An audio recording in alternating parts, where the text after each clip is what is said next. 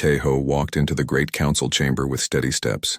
The massive room was filled with beings from 12 different worlds. Some looked like giant lizards, others had too many arms, and a few glowed with strange light. All of them were staring at him. Nadashri followed close behind. She was smaller than Teho, but moved like a fighter. Her hand stayed near her weapon even though fighting was not allowed here. Old habits from her soldier days never left her. "Human ambassador," said Zilthara from her high seat. The old reptile had ruled this council for 300 years. Her voice made the whole room shake. "You will explain your actions." Teho did not look scared. He had done this job for 10 years. He knew how to stay calm when everyone wanted to shout at him. "What actions do you mean, Speaker?" "The Vorthak Empire," hissed another council member. This one had blue skin and 4 eyes. "You destroyed their entire fleet. 20,000 ships turned to dust, no warning, no mercy." "The Vorthak were taking slaves," Teho said. His voice was quiet but clear. "They took children from 5 different worlds. Some were only babies." "That is not your concern," said a third alien. This one looked like a walking tree with too many branches. "The Vorthak Empire has the right to manage their territory as they see fit." Nari made a small sound in her throat. It was not a nice sound. Teho put his hand on her arm to keep her quiet. "We received messages for help," Teho said. "Children crying for their parents, families torn apart. We could not ignore that." "You could have used diplomacy," said Zilthara. "You could have asked the council to intervene. Instead, you sent warships." "We did send a message first," Nari said. She could not stay quiet any longer. "We asked the Vorthak to return the children. They said no. They said they would sell the children to mining companies." The chamber became very quiet. Even the alien who looked like a cloud of gas stopped moving. "So you killed them all," said the blue-skinned council member. "Every single Vorthak ship, every crew member. You showed no mercy to anyone." "That is not true," Teho said. He pressed a button on his device. A hologram appeared in the center of the room. It showed space battles, but also something else. "We evacuated every civilian ship first, every merchant vessel, every passenger transport. We spent 6 hours moving innocent people to safety before we fired a single shot."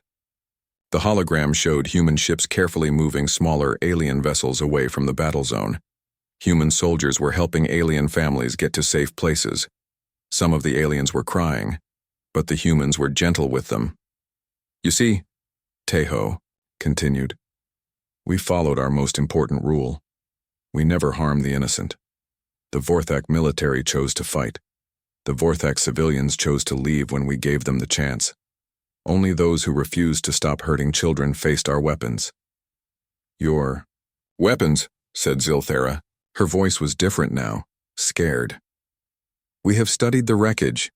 Your technology is far beyond what you have shown us before. How long have you been hiding your true strength?" Teho looked around the room. Every alien was watching him with fear in their eyes. They had thought humans were weak. They had thought humans were new to space and easy to control. Now they knew better. "We are not hiding anything," he said. "We build what we need to protect innocent people. If that seems like too much power to you, perhaps you should ask why you think it takes so much power to do what is right." A small alien that looked like a metal spider spoke up. "The problem is not your technology. The problem is your methods. You do not negotiate. You do not compromise. You simply decide who is right and who is wrong. Then you act." "Yes," Teho said. "That is exactly what we do." "But who gave you that right?" asked the tree-like alien. "Who made humans the judges of the galaxy?" Nari stepped forward. Her soldier instincts were taking over. "Who gave the Vorthak the right to steal children? Who gave mining companies the right to work babies to death in dark holes underground? You want to talk about rights? Let us talk about the rights of children to live free from fear." "You cannot police the entire galaxy," said Zilthara. "There are thousands of worlds, millions of different cultures. You cannot force everyone to follow human ideas about right and wrong. We do not force anyone to do anything, Taeho said. We only stop those who hurt innocent people. If you think protecting children is just a human idea, then maybe you need to think harder about what kind of beings you want to be. The chamber erupted in angry voices. Some aliens were shouting, in languages Taeho could not understand. Others were making strange sounds that might have been fear or anger or both. Silquothera raised one clawed hand, and the room became quiet again. The council has made a decision. Humanity has shown itself to be too dangerous to operate without supervision. You will submit to council oversight of all military actions, or you will be isolated from galactic society. Taeho nodded slowly. He had expected this. We will follow galactic law, Speaker. We always have. But our definition of innocent will not change. Any being who harms children, who takes slaves, who hurts those who cannot defend themselves, they are not innocent, and they will face the full weight of human judgment. That sounds like a threat, said the blue-skinned council member. It is a promise, Nari said. Tai-Ho gathered his papers and prepared to leave. The council session is over, I assume. It is, said Zilthara. Think carefully about our offer, human ambassador. Isolation is not pleasant for any species. They walked out of the chamber. Nari whispered to Taeho, they are scared of us. Yes, Taeho whispered back. Good. Fear makes people careful, and careful people are less likely to hurt innocent children. Behind them, the aliens continued to argue about what to do with the humans. None of them noticed that Taeho was smiling. Dongwu loved coming to Haven 7. The planet was covered in golden fields that moved like waves in the wind. The Threnari people who lived there were good farmers and even better friends. They looked like giant ants, but they laughed like children, and always offered food to visitors. His cargo ship, the Morning Star, was not very big or very fast, but it was perfect for carrying supplies to small farming worlds like this one. Hyojin, his engineer and oldest friend, always joked that their ship was held together by hope and spare parts. Landing in 5 minutes, Hyojin called from the engine room. The Threnari are already waiting for us at the port. I can see them, on the sensors. Dongwu smiled as he guided the ship down through the clouds. The Threnari settlement looked like a collection of brown domes scattered across the golden fields. Smoke rose from cooking fires. Children played in the streets between the buildings. But something was wrong. Hyejin, Dongwu said. Come look at this. She hurried to the front of the ship and looked out the window. The settlement was too quiet. The children who usually ran to watch ships land were nowhere to be seen. The adults who normally came to meet them were hiding inside their homes. Where is everyone? Hyejin asked. Before Dongwu could answer, his communication system started, screaming warnings. Ships were coming out of hyperspace all around the planet. Big ships. Warships. Ships that did not belong here. This is Captain Dongwu of the cargo ship Morning Star, he said into his radio. Unknown vessels, please identify yourselves. This is a peaceful farming world. The answer came in a voice that sounded like metal grinding against metal. Human vessel, you will leave this system immediately or be destroyed. Dongwu looked at Hyojin. She was already running back to the engine room to prepare the ship for emergency flight. But Dongwu did not start the engines. He kept watching. The unknown ships through his telescope. Smaller ships were landing near the Threnari settlements.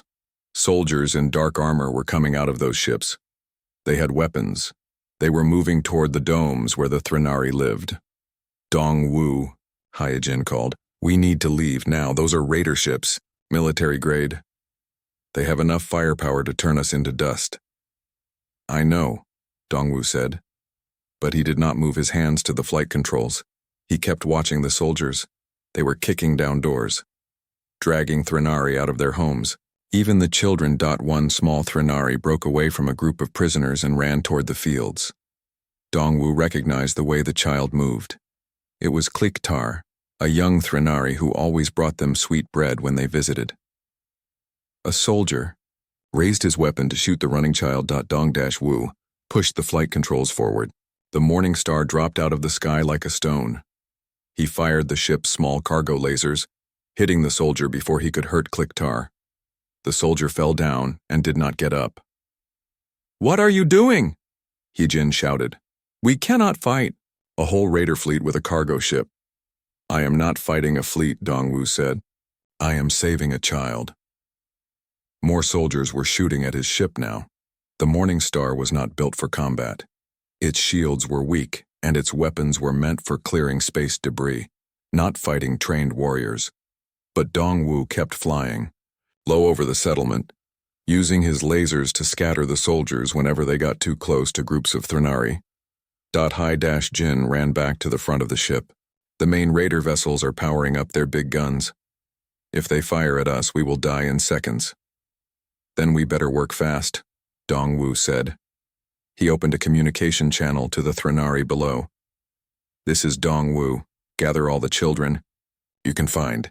Bring them to the big field north of the settlement. I will pick them up." "Human friend," came a familiar voice. It was Elder Thikran, the leader of this settlement. "You must save yourself. There are too many raiders. We cannot ask you to die for us." "You are not asking," Dongwu said. "I am choosing." The Morning Star touched down in the field. Dongwu opened all the cargo doors. Threnari families ran toward the ship, carrying their youngest children. But the raiders had noticed what was happening. Soldiers were running toward the field. Behind them came heavy vehicles with big guns. Hi-Jin was working frantically with her tools and her computer. "I am trying to boost our shields, but it will not be enough. We need a miracle." "How many can we fit in the cargo hold?" Dongwu asked. "Maybe 200. But there are over 1,000 Threnari in this settlement." Dongwu watched through his window as more families reached the ship. Parents were pushing their children forward, knowing they might not see them again. The adults were staying behind to slow down the soldiers. They were sacrificing themselves to save their young ones. "The raiders are not just taking random prisoners," Hee-jin said. She was looking at her scanner readings. "They are specifically targeting the children and the young adults. They are leaving the elderly and the sick." "Slavers," Dongwu said. "They want workers, not people they have to take care of." A group of raider soldiers reached the field. They started shooting at the Threnari families. Dongwu used his ship's lasers to drive them back, but more kept coming. "Cargo hold is full," Hee-jin reported. "We have to go." "Not yet," Dongwu said. "There are still children out there." "Dongwu, the big ships are targeting us. I can see their weapon systems charging up. We have maybe 30 seconds before they turn us into a cloud of gas." Dongwu looked out at the field one more time. Kliktar was running toward the ship with 3 other young Threnari. Behind them, a soldier was taking aim. Dongwu fired his lasers again, hitting the soldier, but his weapons were getting weaker with each shot. "Get them aboard," he told Hi-jin. "Fast as you can." She ran to the cargo door and helped pull the 4 young Threnari into the ship. As soon as they were inside, Dongwu started the engines and lifted off. Laser fire from the raider ships lit up the sky around them. "Where do we go?" Hee-jin asked as she strapped herself into her seat. "They have faster ships. They will catch us before we can reach hyperspace." Dongwu was already typing on his communication panel.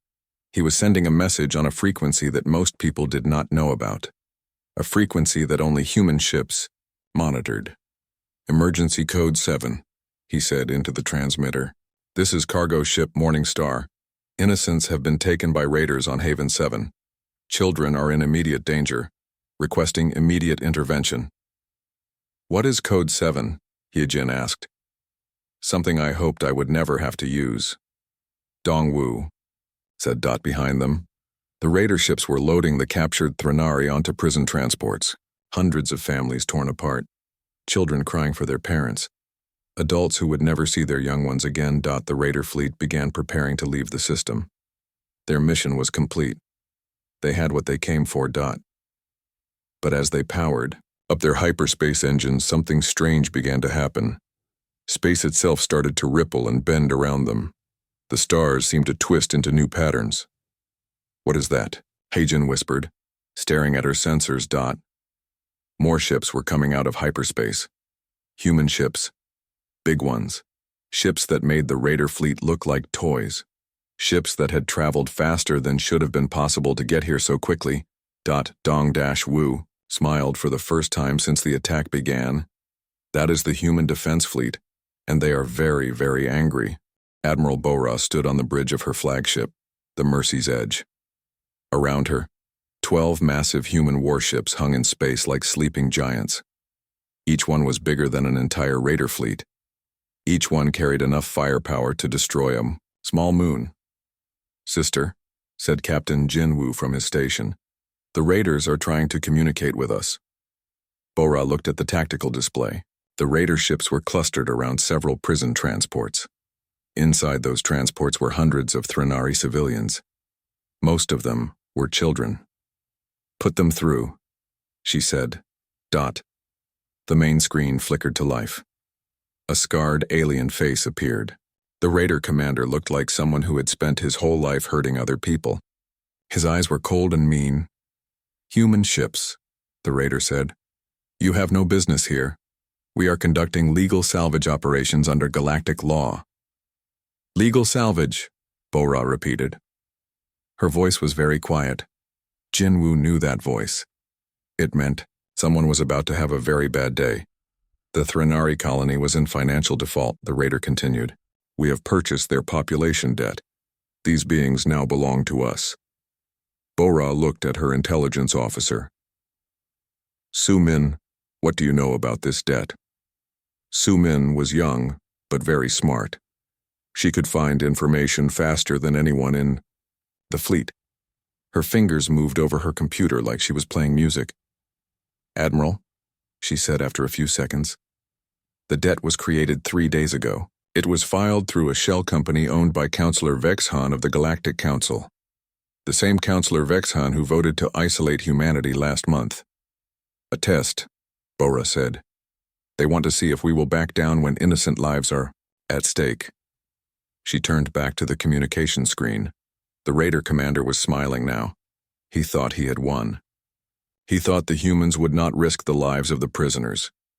"Raider commander," Bora said, "you have 30 seconds to release all prisoners and surrender your ships." The alien laughed. It was an ugly sound. "Or what, human?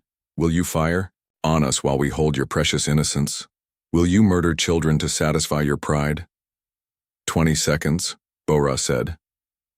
"You are bluffing," the raider said. "Your whole species is obsessed with protecting the weak. You will not risk harming a single child to get to us." 10 seconds, Bora said. "I could kill half these prisoners right now just to prove my point," the raider said. His smile got bigger and meaner. "Maybe I will start with the smallest ones." "Time is up," Bora said. She cut the communication and turned to her crew. "Begin rescue operations, Admiral," said a young officer. "How can we rescue them? The prisoners are inside the raider ships. If we attack, they will be killed." Bora smiled. It was not a nice smile. "Officer Park, how long have you been in the defense fleet?" 6 months, Admiral." "Then you have never seen humans do what humans do best," she said. Jinwoo launched the ghosts. All around the human fleet, small sections of the ships seemed to simply disappear. They did not fly away. They did not move to a different location. They just stopped being there. On the raider ships, alarms started screaming. Their sensors could not detect what was happening. One moment their ships were secure. The next moment people in strange armor were appearing inside their vessels like magic. The human soldiers moved through the raider ships like they had been designed for exactly this purpose. They did not waste time fighting the raiders. They simply appeared next to groups of prisoners, touched them, and both the soldiers and the prisoners vanished. "Impossible," whispered Jinwoo as he watched the tactical display. "They are teleporting entire families at once." "Not teleporting," Bora said. "Phasing. We learned a long time ago that sometimes the best way to save someone is to make both of you exist in a slightly different reality for a few minutes." On the prison transports, raider guards were shooting at empty air. The human soldiers were there but not there. solid enough to touch the prisoners but not solid enough to be harmed by weapons. They moved through walls like ghosts, gathered up every single Threnari civilian and brought them to safety. All prisoners recovered, reported the ghost team leader. No casualties. All raiders still alive but very confused. The entire rescue operation had taken less than 10 minutes. On his ship, the raider commander was screaming orders that no one could follow. His prisoners were gone. His perfect plan had failed, and he was beginning to understand that humans were far more dangerous than anyone had told him. Open communication, Bo-Ra ordered. The raider commander's face appeared on screen again. This time he was not smiling. This time he looked scared. "How?" he asked. "How did you do that?" "We have spent 300 years learning how to save people," Bo-Ra said. "We have developed technology, tactics, and training all focused on one single goal. We get innocents away from those who would harm them. The Galactic Council will hear about this," the raider said. "You have interfered with legal business operations." "The Galactic Council already knows," Suman said from her station. "We are broadcasting this entire conversation to every world in the galaxy. Everyone can see exactly what kind of legal business you were conducting." Bo-Ra stood up from her command chair. Behind her, 11 other human warships moved into attack formation. Their weapon systems came online with a sound like thunder. "Raider Commander," she said, "you threatened to kill children. You treated sentient beings like cargo. You turned families into property to be bought and sold. We broke no galactic laws," the raider said. But his voice was shaking now. "You are right," Bo-Ra said. "You broke no galactic laws. But you broke the only law that matters to humans. You harmed innocents. Children cried because of you. Parents lost their young ones because of your greed. The raider ships tried to run. They powered up their engines and turned toward the edge of the system. But they were too slow and too late. The human warships moved like hunting animals, cutting off every escape route. "Please," the raider commander said. "We will return the money. We will never come to this system again. Just let us go." "If I let you go," Bo-Ra said, "you will find another world full of innocents to hurt. Another group of children to steal from their families. Another community to destroy for profit." Her voice became very cold. "I will not allow that to happen." "But we surrender," the raider said. "Under galactic law, you must accept our surrender." "Under galactic law, yes," Bo-Ra said, "but not under human law. And in this system, today, human law is the only law that matters." The human warships fired as one. Their weapons were precise and terrible. Each raider ship was destroyed completely, turned into tiny pieces of metal floating in space. No escape pods were launched. No distress signals were sent. In less than 4 minutes, the entire raider fleet was gone. "All raider vessels destroyed," Jinwoo reported. "No survivors." Bo-Ra nodded and turned to her communications officer. "Send a message to the Threnari government. Tell them their children are safe and will be returned home immediately." "And what about the Galactic Council?" the officer asked. Bo-Ra looked out at the space where the raider ships used to be. "Tell them that humans keep their promises. We said we never harm the innocent, but we never said anything about showing mercy to those who do." The Galactic Council chamber had never been so quiet. 300 alien representatives sat in their seats without making a sound. Even the species that communicated through clicking or buzzing were completely silent. G-Hoon walked into the chamber like nothing had changed. He was the new human ambassador, younger than Tai-Ho but with the same calm confidence. His military aide, Yoon-ji, followed behind him. She was Admiral Bo-Ra's sister and looked just as dangerous. Speaker, Silthara's claws were shaking as she called the session to order. "This emergency meeting will address the recent incident at Haven 7. Counselor Vexhan, the one who had hired the raiders, was trying to look innocent. He had blue skin and 4 eyes, but right now, all 4 eyes looked nervous. The human military response was completely disproportionate," Vexhan said. "They destroyed an entire fleet without warning. They showed no mercy to beings who were conducting legal business. Ji-hoon sat down in his chair without hurrying. He looked around the chamber like he was counting how many aliens were present. Legal business, he repeated. Is that what you call stealing children? The Thranari colony was in debt, said another council member. This one looked like a walking plant. The raiders had proper legal authority to collect payment. A debt that was created 3 days before the raid, Yoonji said. She did not bother to stand up or ask permission to speak. A debt filed through a shell company, a debt designed to make kidnapping look legal. You cannot prove that, Vexhan said.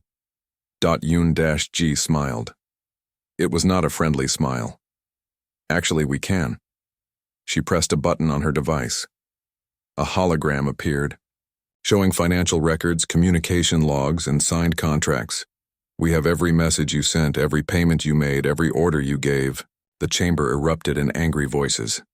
Some aliens were shouting at Vexhan for getting them into this mess. Others were shouting at the humans for spying on private communications.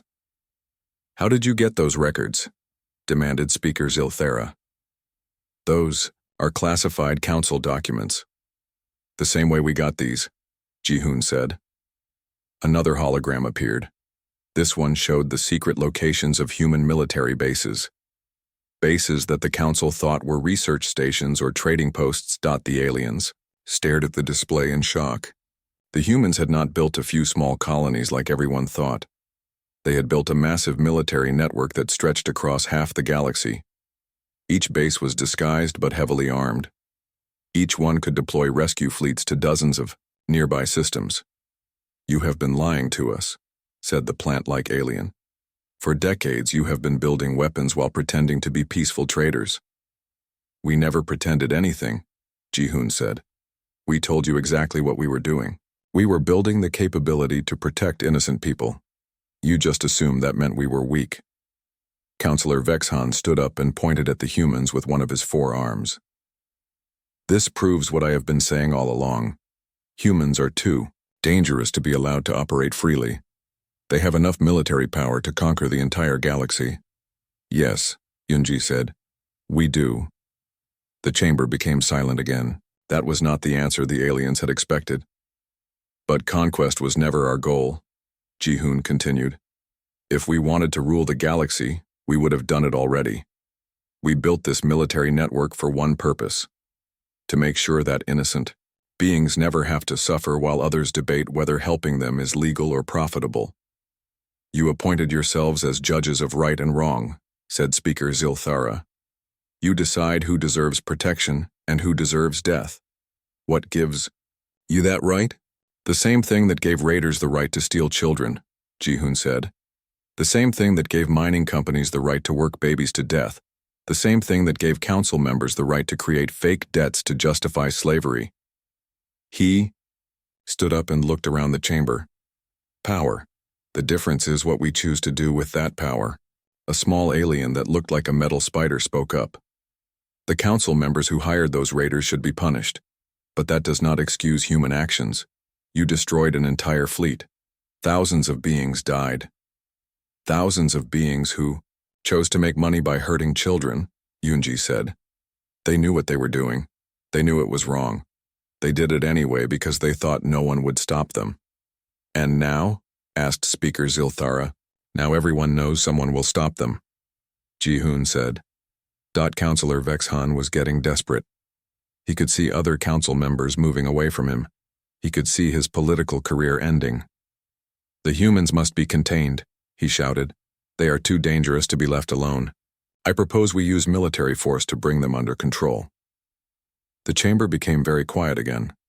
Every alien was looking at Vexhan like he had just suggested jumping into a star. G-hoon turned to look at the counselor. Counselor Vexhan, you hired mercenaries to kidnap children so you could test whether humans would compromise their principles to avoid a fight. That is not proven, Vexhan said, but his voice was weak. It is completely proven, Yoonji said. We have recordings of your conversations with the raider commanders. We have bank records showing your payments. We have evidence of every crime you committed. Even if that were true, Vexhan said, it does not matter now.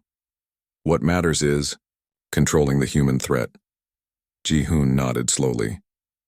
You are right about one thing, Counselor. Evidence of past crimes does not matter now. What matters now is what happens next. And what happens next?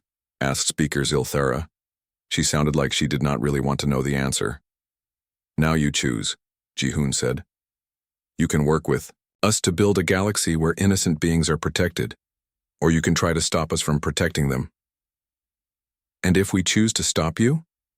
Asked the plant-like alien. Then you become people who harm innocents, Yoonji said. And we already showed you what happens to people who harm innocents. Outside the chamber, space began to shimmer and bend. Human warships were coming out of hyperspace.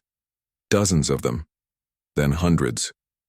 The same ships that had destroyed the Raider fleet at Haven 7 were now surrounding the Council station. This is a threat, said Vexhan. You are threatening the seat of galactic government. No, said Ji-hoon. This is a demonstration. We are showing you exactly how much power we have built, and we are asking you one simple question. He looked around the chamber one more time. Do you want us to use this power to protect you? Or do you want us to use it to protect others from you? Half the council members stood up and ran for the exits. They had seen what human weapons could do. They did not want to be on the wrong side when those weapons were pointed at them. The others remained in their seats, but they looked scared. Even Speaker Zilthara seemed smaller than before. What do you want from us? She asked. We want you to help us protect innocent people, Ji-hoon said. We want you to make laws that actually protect the weak instead of protecting those who hurt them. We want you to build a galaxy where children can sleep safely at night. And if we refuse, Yoonji stood up and walked toward the exit. Then we will build that galaxy without you. As the humans left the chamber, Counselor Vexhan tried one last time to rally support. This is tyranny, he shouted. We cannot let them dictate terms to us. We must fight. But no one was listening to him anymore. Everyone was looking out the OE windows at the human fleet. Everyone was thinking about what had happened to the raiders who had threatened children. Everyone was remembering that humans never harmed the innocent. And everyone was wondering if they still qualified as innocent themselves. 6 months later, President Wu Jin stood in the rebuilt council chamber. The room looked the same but felt completely different. The aliens who sat in the seats were not afraid anymore. They looked hopeful. Mi-Kyung, his chief of staff, whispered in his ear. The morning reports show 3 more species have requested protection status. That makes 47 this month. Wu Jin nodded and looked out at the council. Half the seats belonged to the original species who had chosen to work with humans. The other half belonged to new species who had been freed from slavery or saved from extinction. The first order of business, he said, is the monthly protection report. An alien who looked like a giant butterfly stood up. Her name was Sil-Ara, and she represented the moth people of Kepler 438b. Mr. President, I am happy to report that there have been 0 cases of child abuse in our territory this month, 0 cases of slavery, 0 cases of forced labor. Excellent news, Wu Jin said. And how are the rehabilitation programs going? Very well. The former slave owners are learning new ways to make money without hurting people. Most of them seem much happier now that they do not have to live in fear of human intervention. Another alien stood up. This one looked like a walking crystal and spoke in musical tones. Mr. President, the Crystalline Collective wishes to thank humanity for stopping the Harvester War. Our children are learning to sing again. Wu Jin smiled. The Harvester War had been a nasty conflict where one species tried to steal the life, energy of another species' young ones. It had taken human forces 3 days to end a war that had been going on for 50 years. Any species can request protection, he said. That has not changed. Our only requirement is that you treat your own vulnerable populations with the same care we would. A small alien that looked like a furry lizard raised one paw. Mr. President, what about the Vorthak Empire? Are they still under protective custody? Wu Jin's expression became more serious. The Vorthak, along with the Raider Coalition and The Mining Guild. Remain under protective custody until they can prove they will not resume their former activities. What does protective custody mean exactly? Asked another alien. Me-Kyung stepped forward to answer. It means their military forces are disbanded. Their government is supervised by human administrators. Their former slaves have been freed and given new homes. And their former leaders are working in rehabilitation centers to learn why hurting innocent people is wrong. Are they prisoners? The furry lizard asked. No, Wu Jin said. They are students. They are learning how to build a society that protects the weak instead of exploiting them. When they graduate, they can rejoin galactic civilization as equals. An older alien who looked like a walking tree spoke up. This was Elder Gruden, one of the few original council members who had supported humans from the beginning. Mr. President, there are some who say humanity has become too powerful, that you control the galaxy through fear. They are right about the first part, Wu Jin said. We are very powerful. We built that power deliberately because protecting innocent people requires strength. As for the second part, yes, some beings fear us, but only those who want to hurt, people who cannot defend themselves. He gestured to a section of the chamber where several young aliens sat together. They were children from different species who had been rescued from various dangers over the past months. Ask them if they fear us, Wu Jin said. A young Thranari stood up. It was Kliktar, the child who had been saved from the raiders at Haven 7. Humans are not scary, he said in his high, clear voice. Humans are the people who come when you cry for help. Humans are the people who make sure bad people cannot hurt you anymore. Other rescued children nodded and made agreeing sounds in their various languages. This is the galaxy we have built, Wu Jin said. A place where children feel safe. A place where the weak know they have protection. A place where those who would hurt innocents know they will face consequences. But at what cost? Asked a council member. Some species have lost their independence. Some governments have been completely restructured. The species that lost their independence were using that independence to enslave others, Mi-Kyung said. The governments that were restructured were built on the suffering of their own people. We did not take anything valuable away from them. We took away their ability to cause harm. Elder Gruden raised one branch-like arm. What about the future? What happens when humanity faces a threat it cannot handle? What happens if you encounter beings more powerful than yourselves? As if summoned by his words, alarms began sounding throughout the chamber.